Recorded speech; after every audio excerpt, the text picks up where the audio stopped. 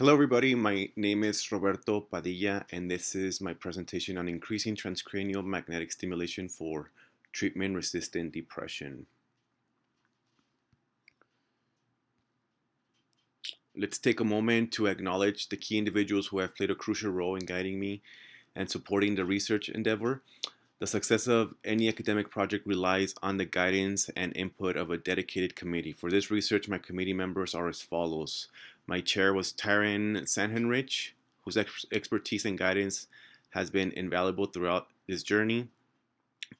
Second reader, Dr. Snell, whose insight and feedback have added depth into this research. Hector Guillen, who is a psychiatric nurse practitioner at Sunrise Neurobehavioral. He's a purpose community member with an extensive experience in the field. His involvement will bring real-world perspective into our study. And lastly, Julie Villalobos, who is the key decision maker at our practicum site, Sunrise Neurobehavioral in Las Cruces, New Mexico. Her support and input has been instrumental in shaping the practical aspects of our research.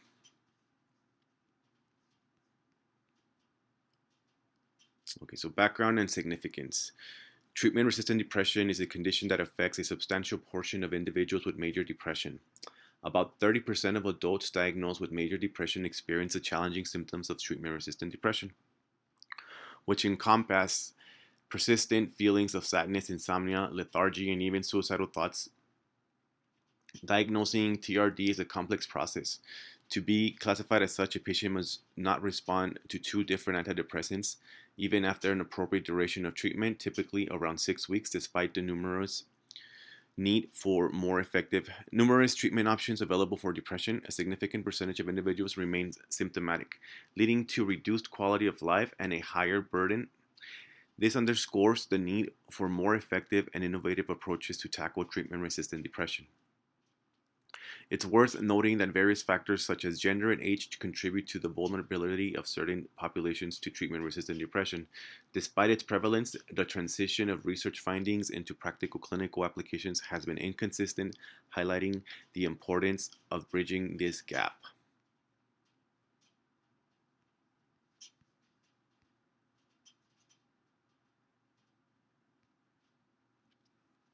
Understanding transcranial magnetic stimulation, which is TMS. TMS has a rich history dating back to the work of Barker and his team in 1985, where they achieved the first successful stimulation of the brain. They built upon Halgreen's method from 1973, utilizing a charged capacitor with a coil to generate a magnetic pulse or pulses. The fundamental principle of TMS lies in its inductive effect, facilitating the flow of electric current within the brain. This involves the placement of a circular coil or figure-8 coil on the patient's scalp, strategically positioned to maximize the intensity of the electrical field. TMS targets specific neuronal signals associated with mood regulation and control of depressive symptoms. It's noteworthy that while TMS has evolved over the years, its basic technology and principles have remained largely unchanged, underscoring the significance of its initial discoveries. The next slide will further illuminate the potential TMS as an alternative treatment for treatment-resistant depression and its significance in addressing the limitations of existing treatments.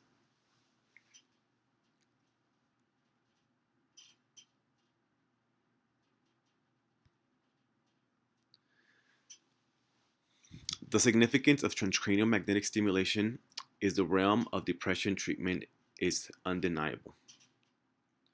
For the portion of patients who do not respond to conventional drug treatments, TMS emerges as a beacon of hope.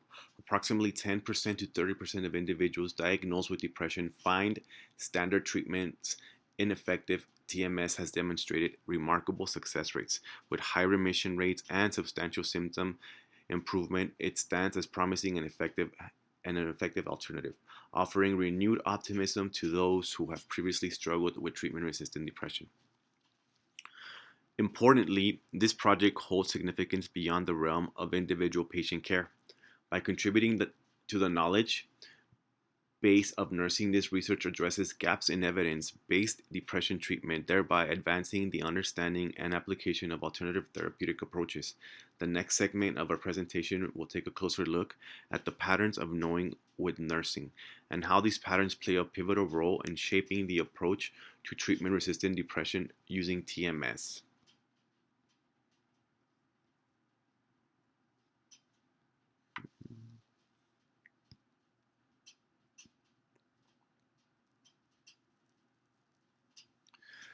Okay, and this is the review of the literature. Early studies emphasize that transcranial magnetic stimulation's potential in treating major depression disorder, showcasing promising results in improving mood and achieving position remission rates. A significant area of focus has been the dorsolateral prefrontal cortex, specifically the left, a region implicated in mood regulation. Dysregulation of this area has been observed among patients with major depression disorder. TMS's ability to target neural signals associated with mood control in this region holds promise for addressing depressive symptoms. TMS emerges as a potential alternative pathway for TRD, offering a non-invasive and well-tolerated option. Studies have been improved Studies have shown improved outcomes, including high remission rates and symptoms relief among treatment-resistant depression. This scholarly project built upon these findings to contribute to the understanding and applicable of TMS treating treatment-resistant depression.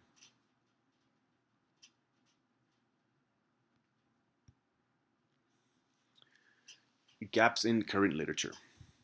As we navigate through the existing literature, it becomes evident that while significant progress has been made, there are still notable gaps that warrant attention and exploration in the context of transcranial magnetic stimulation for treatment-resistant depression. One key area is a lack of consensus regarding the optimal stimulation protocols for TMS. Variability in parameters such as frequency and intensity has been observed across the studies. A systematic exploration of stimulation frequencies and their effects is essential to guide the standardization of TMS protocols. Another crucial gap pertains to the long-term efficacy and maintenance of TMS effects. While short-term results have shown promise, our understanding of sustained effects and the duration of symptom relief remain limited. Further research is needed to ascertain the durability of TMS benefits over extended periods.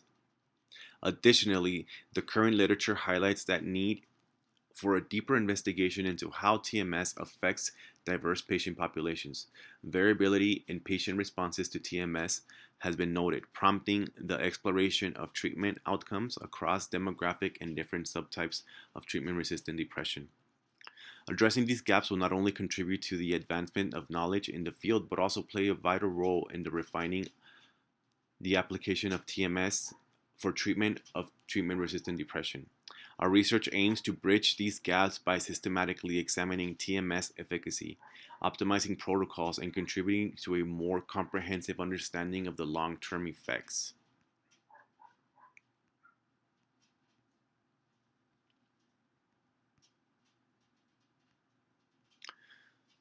Theoretical framework and project formation. The humanistic nursing theory has been selected as the guiding framework for this project. Grounded in human-centered approach, HNT aligns seamlessly with the holistic care principles that form the foundation of nursing practice.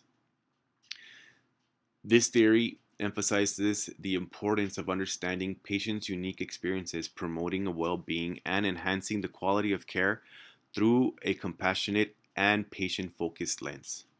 The impact of this theoretical framework on the formation of our project is profound. It has directed the selection of our research variables and outcomes, ensuring that we remain aligned with the principles of holistic care and a patient well-being.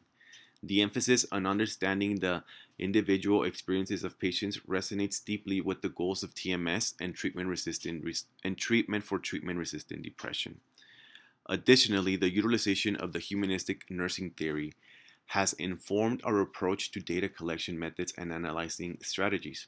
We recognize the significance of capturing not only clinical data but also the qualitative dimensions of patients' experiences, ensuring a comprehensive understanding of the effects of TMS on their well-being.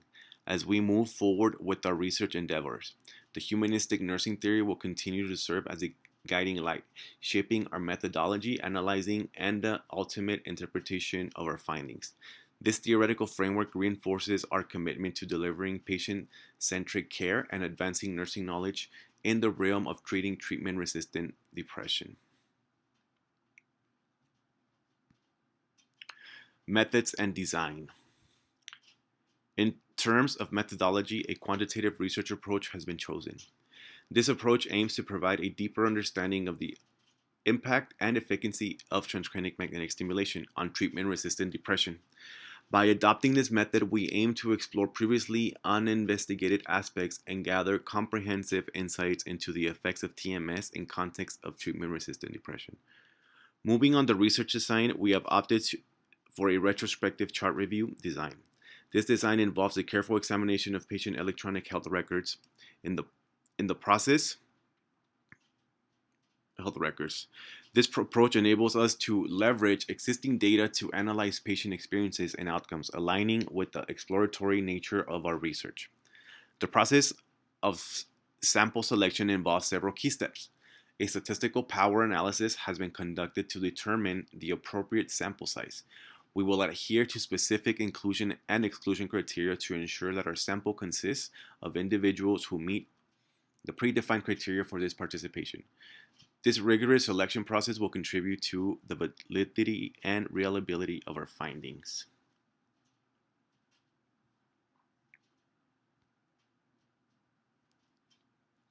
The data collection instruments utilized in this research primarily involved a retrospective chart review using electronic health records. We worked closely with the clinic manager, Julie Villalobos, to obtain a list of patients diagnosed with treatment-resistant depression within a specific time frame. This approach allows us to access pre-recorded patient data and maintain patient privacy in accordance with the Health Insurance Probability and Accountability Act, HIPAA regulations. As we progressed to the data analysis plan, our methodology involves a thorough process of inspecting, cleaning, and modeling the collected data. This analysis included a range of techniques such as descriptive statistics, independent sample t-test, chi-square test, and a linear regression. These analytical methods enabled us to draw meaningful insights from the data and assess the impact of TMS on depression, severity, and symptoms. In terms of resource budget and timeline, we have carefully considered the human resources involved, estimated the budget required for the project, and outlined a comprehensive timeline spanning between several phases, from project planning and execution to results, dissemination, and publishing. Lastly, a critical aspect of this research is ensuring the protection of human subjects. Given the minimal risk associated with the retrospective chart review, we have taken the necessary precautions to uphold ethical standards and prioritize patient privacy. IRB approval sought and steps will be taken to maintain patient anonymity throughout the study.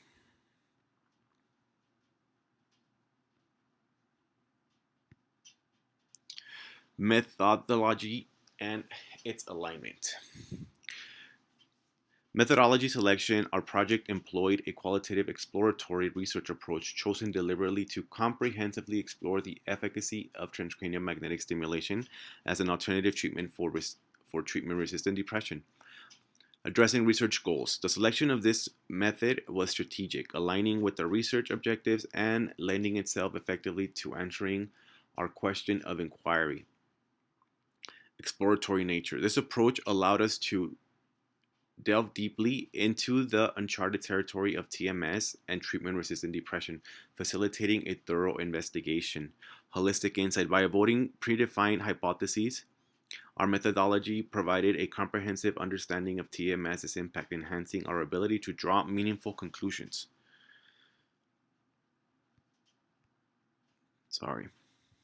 Clinical relevance. We aim to offer practical recommendations, and the exploratory approach enabled us to explore the real-world applications of TMS in clinical settings.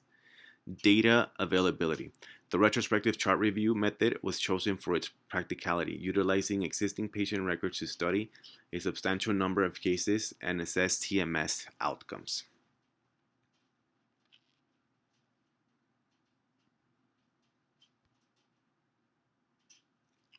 Simple characteristics and data analysis overview. We carefully examined a cohort of 24 patients. Their demographic profile revealed a wide age range, with an average age of 36.7 years and a gender distribution of 32% male and 68% female. We then dived into the breakdown of major depression disorder subtypes within our sample, shedding light on the complexity of treatment resistant depression cases. Each patient's clinical history provided a comprehensive understanding of their unique circumstances. The severity of depression was assessed using the HAM-D17 scale with scores spanning from 0 to 52.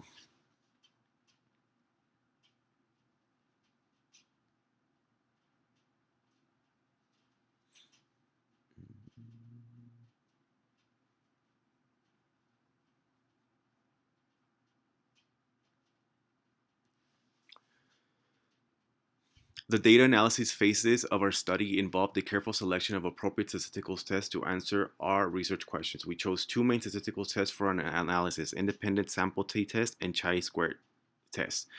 The independent sample test t-test was chosen as its ideal for comparing means between two independent groups. This test was particularly useful in our study to assess the impact of TMS on depression severity. By analyzing the differences in continuous variables such as HAM-D17 scores, we could determine the effectiveness of TMS treating treatment-resistant depression. In addition, we employed a chi-square test to analyze category variables within our sample. This test helped us examine associations between variables like gender distribution and the different subtypes of major depression disorder. By identifying a significant relationship, we gained valuable insight into the two characteristics of our study population.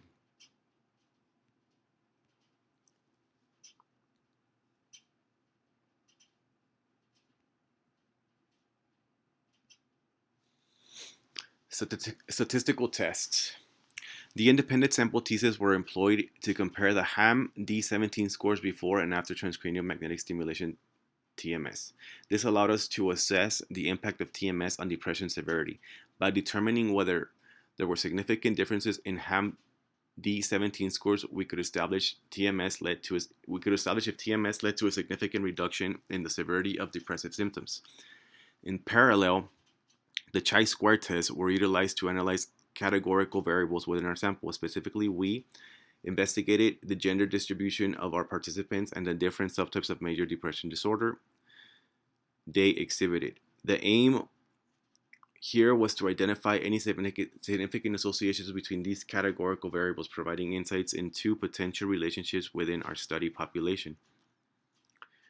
These statistical tests were thoughtfully selected to align with our research objectives and provide robust evidence for the effectiveness of TMS as an alternative treatment for patients with TRD.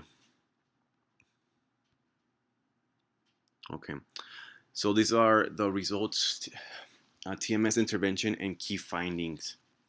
Our TMS intervention showcases a significant impact on depressive symptoms, as indicated by statistically significant reduction of a p-value of 0.006 in HAM-D scores. This underscores the efficacy of TMS alleviating depression, offering a promising avenue for treatment. While the statistical significance of PHQ-9 scores, which was a 0.684, was not achieved, there was a notable trend towards improvement in depressive symptoms with TMS treatment. This suggests that a potential benefit of TMS in addressing depression, even if not yet statistically proven. Unintended consequences such as mild headaches and temporary fatigue reported by some patients after TMS sessions. They illuminated barriers that warrant attention for patient comfort and well-being. On the other side, we identified facilitators of success with comprehensive training and education enhancing staff competence. This ensured the proficient delivery of TMS treatment, contributing to the positive outcomes observed. Furthermore, technological support played a pivotal role. The integration of EHRs and robust communication systems streamlined our implementation process, enhancing efficiency and ensuring seamless coordination.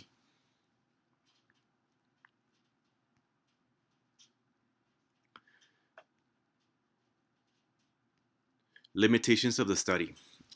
In any study, it is important to recognize the limitations that could influence the interpretation of the findings. Our project also encountered several limitations that should be acknowledged. Firstly, the limited generalizability of the study's findings is worth noting. The study was conducted within a single neurobehavioral clinic, which might limit the extent to which our results can be applied to different clinical settings or diverse populations.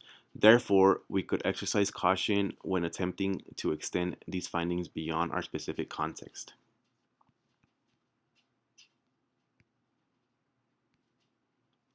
Additionally, our focus on specific patient population consisting of individuals 18 to 65 diagnosed with treatment-resistant depression and adhering to the defined inclusion and exclusion criteria introduces limitations. These findings may not be directly applicable to individuals outside of this criteria, and the lack of representation from broader demographic groups could affect the generalizability of our results.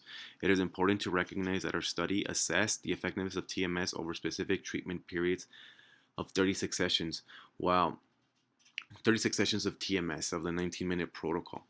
While we observed positive results within this time frame, the long-term sustainability of these effects beyond the treatment period remains unknown.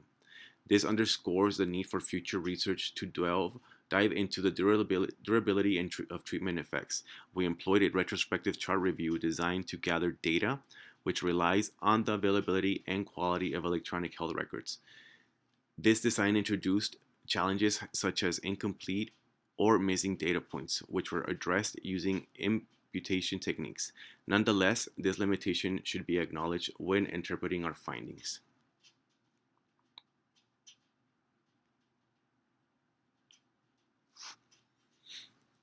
Discussion and impact results. In assessing the impact of our study results, several important aspects come to light. Firstly, we observed a significant reduction in depressive symptoms as measured by the Hamilton Rating Scale for depression. This suggests that TMS holds promise as an effective intervention for treating treatment-resistant depression. However, our findings also highlight an interesting aspect. While HAM-D17 scores showed significant improvement, we did not observe statistically significant changes in PHQ-9 scores. This raises questions about the overall severity of depression and emphasizes the importance of considering multiple assessment tools to gain a comprehensive understanding of treatment effects. Our research dived into the barriers and facilitators for implementing TMS. We found that leadership support, collaboration among stakeholders, comprehensive training, and robust technological infrastructure played crucial roles in successful implementation, collaborating findings from previous studies.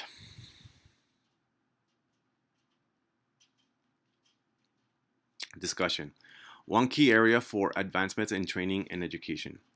Developing comprehensive training programs for healthcare professionals will ensure the safe and effective administration of TMS. Continuous education about TMS advancements and safety protocols will keep clinicians well informed and up to date. Long-term monitoring and follow-up are crucial to understanding the sustained effects of TMS.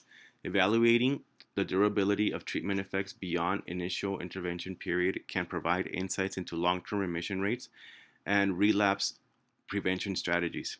To further establish TMS efficacy, comparative to studies and randomized controlled trials are warranted. Comparative effectiveness studies can help elucidate how TMS stacks up against other treatment modalities. Implementing randomized controlled trials with diverse patient populations can contribute to a more comprehensive understanding of TMS's effectiveness. Integration with other treatment approaches holds promise for enhanced outcomes. Exploring combined therapies that incorporate TMS as an adjunct to psychotherapy or medication could potentially yield synergistic effects and improve treatment outcomes. Incorporating TMS as recommendations into healthcare policy and clinical practice guidelines is essential for widespread adoption. Ensuring reimbursement and acceptability for eligible patients will facilitate TMS's integration into standard treatment protocols. As we look to the future, collaboration between researchers, clinicians, policymakers, and patients is paramount.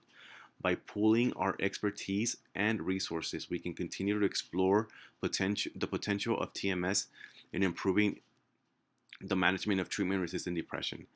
This collaborative effort holds the key to advancing TMS utilization and optimizing its impact on patient care.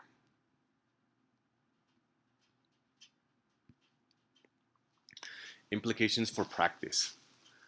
The implications of our study's findings extend beyond the research realm and directly impact clinical practice. Patients and the broader healthcare community. Firstly, our study underscores the importance of considering transcranial magnetic stimulation as a viable treatment option for patients with treatment-resistant depression. By incorporating TMS into clinical practice, healthcare providers can expand their treatment approaches and other effective alternatives to patients who have not responded to traditional therapies. This shift in treatment strategy can potentially lead to improved outcomes and enhanced quality of life for individuals struggling with treatment resistant depression. Furthermore, our research highlights the value of collaborative interdisciplinary assessment when considering TMS for patients. Healthcare professionals should work together as a team, drawing on diverse perspective and expertise to assess patient sustainability for TMS. Patient suitability for TMS, taking into account factors such as treatment history, patient preferences, and unique clinical profiles ensures a patient-centered approach and informed decision-making process.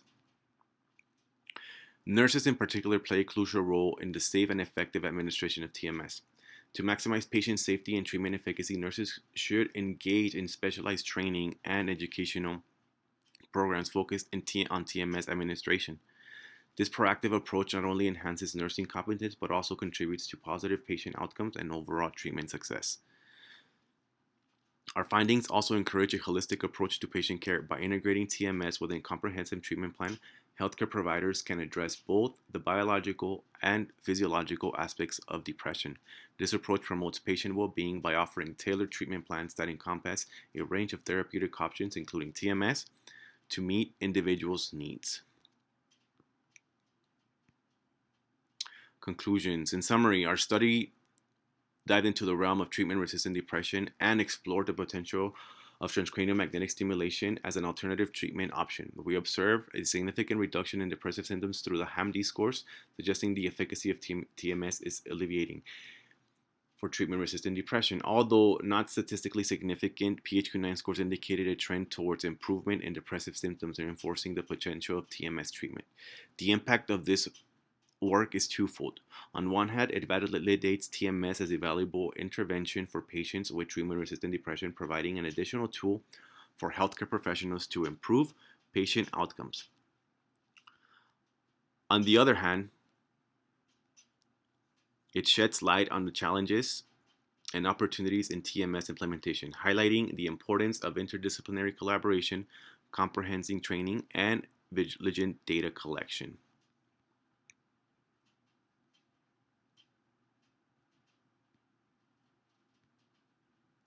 Reflecting on this journey, our work has provided valuable insights that inform future research endeavors. To enhance the robustness of our findings, we plan to expand sample sizes, incorporate rigorous control groups, and utilize comprehensive assessment tools for a more comprehensive evaluations of TMS.